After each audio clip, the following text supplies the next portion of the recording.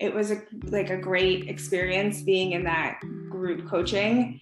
And it kind of led me to start being more active on LinkedIn, which I am forever grateful for because I have gotten clients through there.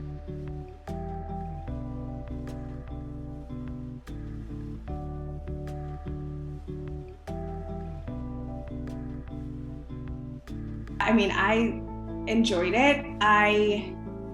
For me, in terms of my business, I felt like I had already known a lot of the information, but that was just because I have done business coaching in the past.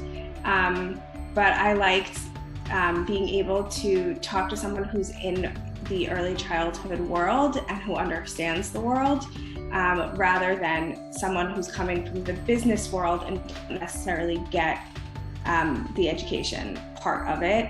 And also I made connections that I would have never made if I hadn't been working within this program with Anisha.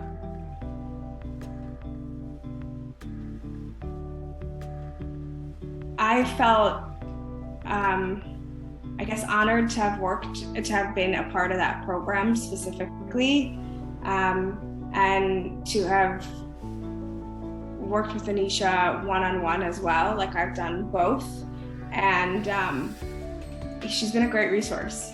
She's been like a great resource and a great kind of like,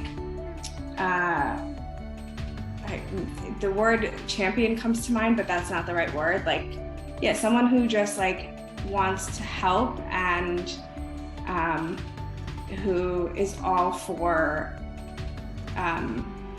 seeing other people succeed. I think she's super helpful and insightful. She knows her stuff. She knows both the education world and the business world and brings it together in a really incredible way. I had never really, in my years in the classroom, before I started learning about leadership, I never really considered what kind of things were out there outside of the classroom as an early childhood teacher. And she kind of opened me up to the idea of possibly writing a book and the idea of going into business for myself within early childhood itself.